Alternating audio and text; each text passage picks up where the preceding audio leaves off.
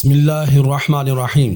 آج ہم ایک ایسے صحابی کا تعارف سنیں گے جن کی عظمت پر میں قربان۔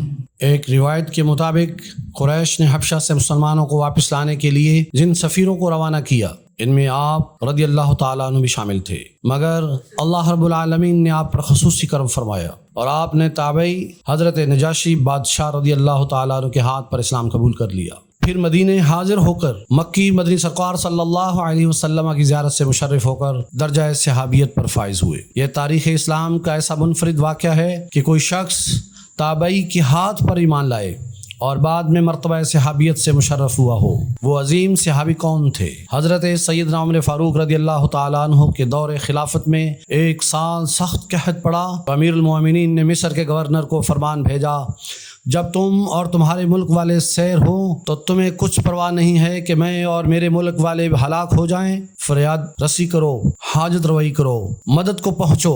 مصر کے گورنر نے جواباً عرض کی، فریاد پوری کرنے والا آپ کے پاس آ رہا ہے، انتظار کیجئے۔ میں نے آپ کی بارگاہ میں ایک ایسا کارواں روانہ کیا ہے جس کا پہلا حصہ آپ کے پاس پہنچے گا تو آخری حصہ میرے پاس سے روانہ ہو رہا ہوگا۔ چنانچہ مصر کے گورنر نے جو قافلہ روانہ کیا، اس کا پہلا اونٹ مدینہ طیبہ میں جبکہ آخری مصر میں تھا اور تمام اونٹوں پر اناج لدا ہوا تھا۔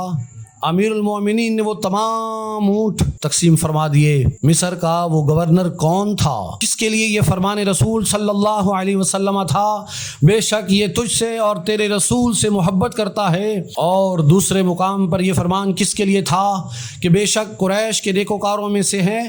جنگی حکمت عملی کے لیے بلیک آؤٹ کا آغاز کس نے کیا؟ کس کے لیے؟ حضرت سیدنا ابو بکر صدیق رضی اللہ تعالیٰ عنہ کے یہ کلمات تھے کہ جنگی امور میں مہارت کی وجہ سے ہم پر ان کو امیر مقرر فرمایا ہے۔ کس کو عمان پر ہمارے پیارے رسول صلی اللہ علیہ وسلم نے عامل بنا کر بھیجا؟ آپ صلی اللہ علیہ وسلم کی ظاہری حیات۔ کس کو عمان پر ہمارے پیارے رسول صلی اللہ علیہ وسلم نے ان کو عامل بنا کر بھیجا اور آپ صلی اللہ علیہ وسلم کی ظاہری وفات تک وہیں عامل رہے؟ خلیفہ اول حضرت سیدنا ابو بکر صدیق رضی اللہ تعالیٰ عنہ نے آپ کو شام کی جانب لشکر اسلام کا امیر بنا کر بھیجا، جہاں آپ رضی اللہ تعالیٰ عنہ نے فتوحات کے جھنڈے گاڑ دیے۔ 20 ہجری میں فاتح مصر کا اعزاز پایا، 22 ہجری میں اسکندریہ کو فتح کیا، پھر 23 ہجری میں طرابلس کے علاقے فتح کیے، 25 ہجری میں اسکندریہ والوں نے بغاوت کی تو آپ رضی اللہ تعالیٰ عنہ نے ان کی سرکوبی کر کے اسے دوبارہ فتح کر لیا۔ دور فاروقی میں فلسطین کے والی مقرر ہوئے، جبکہ فاتح مصر کے بعد سے 28 ہجری تک مصر کے گورنر رہے۔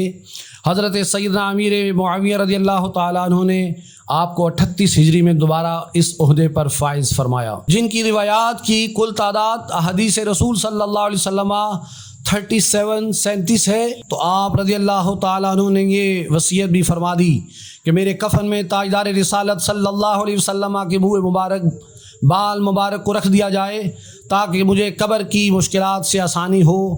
اور ایک قول کے مطابق آپ رضی اللہ تعالیٰ عنہ نے سن 43 ہجری عید الفطر کی رات یکم شوال المکرم تقریباً 100 سال کی عمر پا کر اس دار فانی سے دار آخرت کی طرف کوچ فرمایا۔ وہ عظیم صحابی مصر کے گورنر جناب حضرت عمرو بن العاص رضی اللہ تعالی عنہ تھے، جن کا مزار مبارک مقتم نامی پہاڑی کے دامن پر واقع ایک مسجد کے اندر ہے۔ اللہ رب العالمین ان پر کروڑ ہا کروڑ رحمتوں کا نزول فرمائے اور ان کے صدقے سے ہماری دنیا و آخرت کو بہتر بنائے۔